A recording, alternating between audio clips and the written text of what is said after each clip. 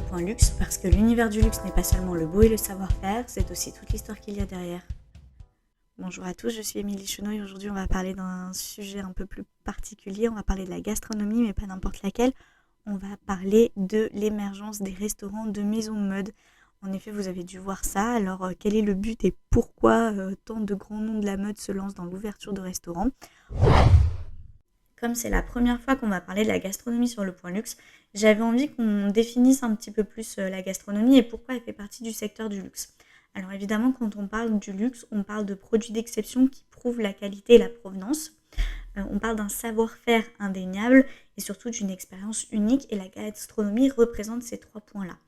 En effet, par la qualité des produits servis et la provenance, le savoir-faire des chefs qui sont souvent reconnus, renommés dans le monde entier et parfois même étoilés, mais également par l'expérience client qui est vécue à table, notamment grâce au décor, grâce aux serveurs, etc.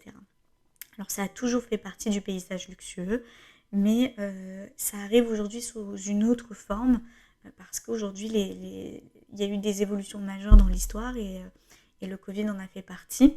Évidemment, les maisons de mode ne se sont pas dit en 2020, 2021, 2022, il y a le Covid, on va ouvrir nos restaurants. Ça s'est pas du tout passé comme ça, mais le changement majeur a eu lieu en 1998.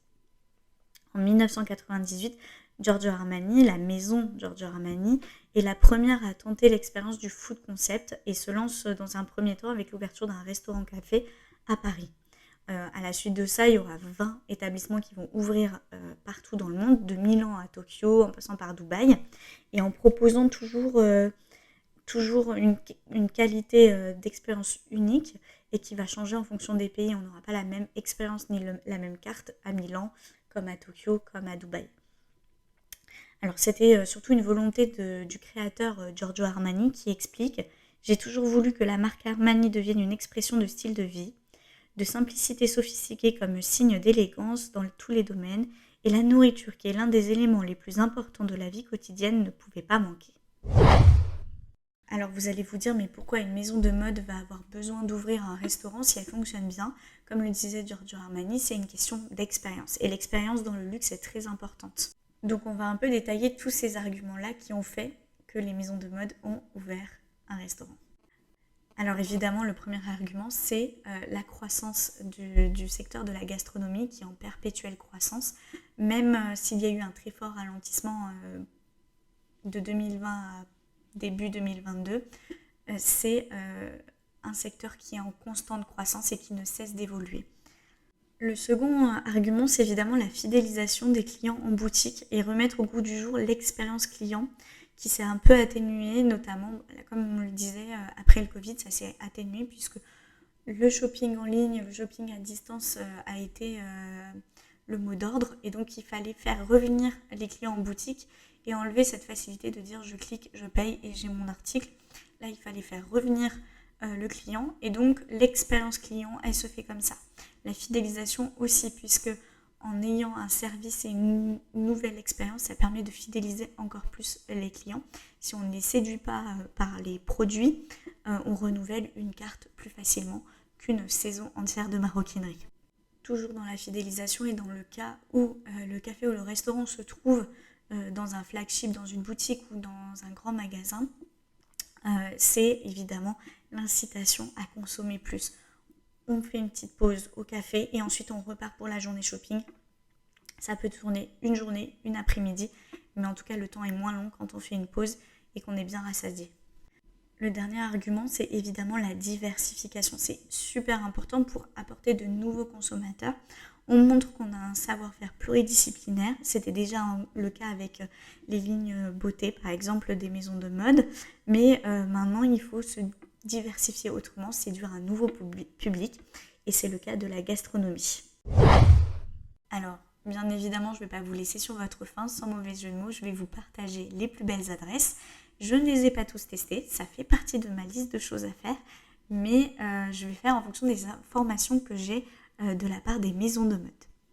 Alors le premier se trouve à Tokyo, c'est le Beige par Chanel. C'est un restaurant avec comme chef Alain Ducasse qui est situé juste derrière l'immeuble Chanel à Tokyo. Il a été décoré de 2 étoiles au guide Michelin et sa cuisine mélange le luxe de Chanel avec la cuisine française et des influences japonaises. On se retrouve dans un décor très luxueux, très moderne, mais à la fois classique et épuré. Le second restaurant à absolument tester dans sa vie, c'est le Gucci Osteria. Alors, comme dans le nom, c'est la maison Gucci qui a ouvert son premier restaurant à Florence, en Italie, en 2018. Il l'a ouvert à Florence parce que c'est la ville natale de Gucci et les restaurants sont tous supervisés par le chef triplement étoilé Massimo Bottura. Alors là, Gucci dévoile une carte qui veut nourrir l'ambition de rendre hommage à l'Italie et en faisant la part belle aux recettes et aux produits du terroir. Aujourd'hui, c'est décliné complètement à l'international puisque depuis 2018, Gucci ouvre un restaurant par an et ce, dans le monde entier. Alors, tous les restaurants ouverts sont ouverts sous le concept Osteria. C'est un concept qui évoque la conservation en hommage à la tradition culinaire italienne.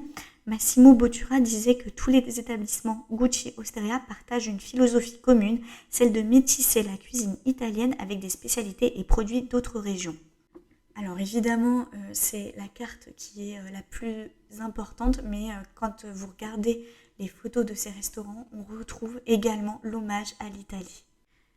La troisième adresse dont je vais vous parler, c'est le Tiffany Blue Box Café de la maison de joaillerie Tiffany & Co. qui se situe à Londres au sein du grand magasin Harrods. Là, littéralement, vous vous retrouvez dans la petite boîte bleue de Tiffany & Co, celle qui a fait sa renommée mondiale. En plus de ça, le bleu signature de Tiffany est partout, des murs aux banquettes jusqu'à la vaisselle et même dans votre assiette. Vous avez des affiches un peu partout du film Breakfast at Tiffany's.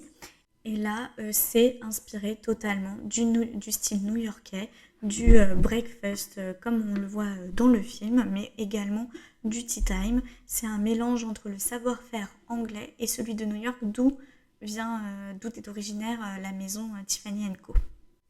Le Tiffany Blue Box Café de Londres est le 4e à avoir ouvert ses portes puisque la marque a déjà ouvert un premier café donc sur la 5e avenue de New York, là où est originaire Tiffany & Co.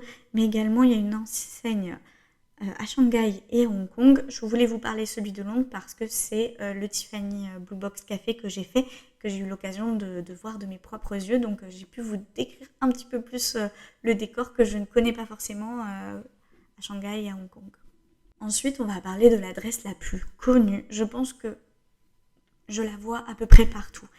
Sûrement parce que c'est une adresse un peu planétaire, un peu mondiale.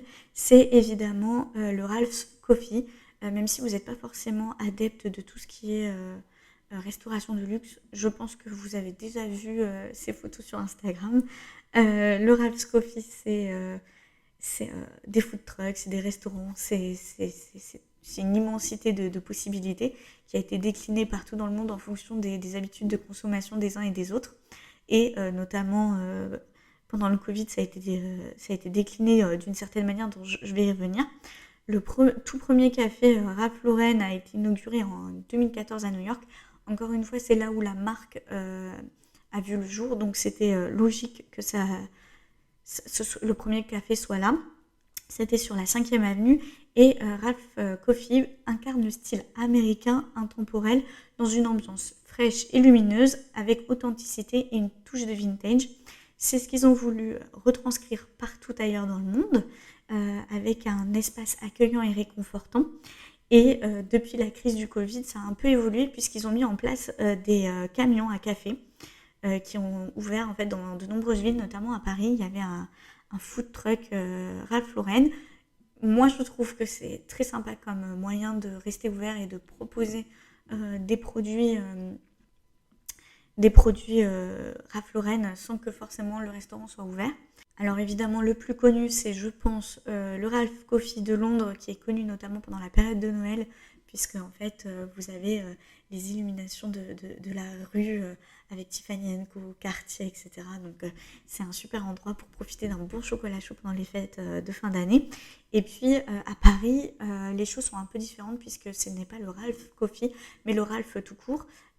qui est donc un restaurant qui met en avant la gastronomie américaine, qui, comme je le disais, a été agrémenté pendant la période de Covid d'un camion, d'un food truck, surtout pendant les fêtes de fin d'année. Je ne sais pas s'il sera de retour en 2022, je l'espère parce que je trouve qu'il y a un côté un peu cosy et un peu sympa. Ensuite, je vais vous parler de 3 adresses parisiennes. Tout d'abord, Jacquemus le Citron. C'est un café imaginé par Simon Porte-Jacquemus et Ramon McCrohan, le directeur de Caviar Caspia. C'est une collaboration pour offrir une cuisine méditerranéenne au sein des Galeries Lafayette Champs-Élysées, qui a vu le jour, donc en même temps que l'ouverture des Galeries Lafayette Champs-Élysées. L'idée, c'était de découvrir d'une autre manière Jacquemus, surtout que je trouve qu'on a quand même si c'est dans un grand magasin, que c'est ouvert et que c'est une collaboration avec le directeur de Caviar Caspia, on retrouve quand même l'énergie de Jacquemus qui adore tout ce qui est été, qui est estival, frais, le sud. Et en plus, le nom, le citron, on retrouve parfaitement ça. La deuxième adresse parisienne, c'est Monsieur Dior, qui a ouvert en mars 2022, en même temps que la réouverture du flagship de la maison Dior, qui est sur l'avenue Montaigne. Alors le Monsieur Dior, c'est le 6e restaurant, puisqu'il y en a à Tokyo, à Miami et à Saint-Tropez également. Là, cette fois-ci, c'est le chef français Jean Imbert, qui est également chef au Plaza Athénée, qui met en avant son savoir-faire pour ce restaurant-là. C'était une volonté de la maison pour permettre aux consommateurs de découvrir autrement Dior, de consommer plus et d'avoir un vrai flagship qui se rapproche quand même des grands magasins avec une expérience complète. Parce qu'on a la culture avec une galerie d'art, on a un restaurant, on a un café et on a le shopping avec plusieurs étages. Donc là, on a une expérience complète menée par Dior.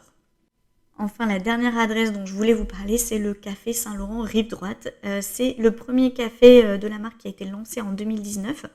C'est une sorte de coffee shop en take-away, puisque tout est à emporter. C'est une petite vitrine où vous avez des cafés, des thés, des cappuccinos, des chocolats chauds, évidemment des pâtisseries, des cookies, des croissants, des chocolats. Alors c'est une autre manière de déguster le luxe, puisque là on est complètement différent des autres expériences, mais j'ai l'impression qu'il y avait une volonté de rajeunir aussi l'expérience client et rajeunir un peu la marque via cette expérience, puisque quand vous avez votre gobelet, en fait c'est une playlist qui était intégrée, vous flashez le QR code et vous avez la playlist de Saint-Laurent. C'est déjà la fin de cet épisode et je voulais vous poser une petite question avant de vous laisser. Je voulais savoir si vous aviez déjà testé un de ces restaurants et si oui, qu'est-ce que vous avez aimé et sinon, est-ce que vous avez envie d'en tester un?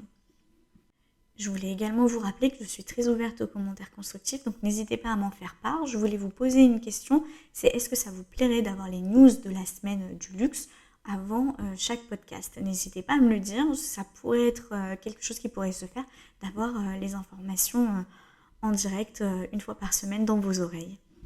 En attendant, je vous laisse là pour aujourd'hui, on se retrouve la semaine prochaine pour un nouvel épisode du Point Luxe.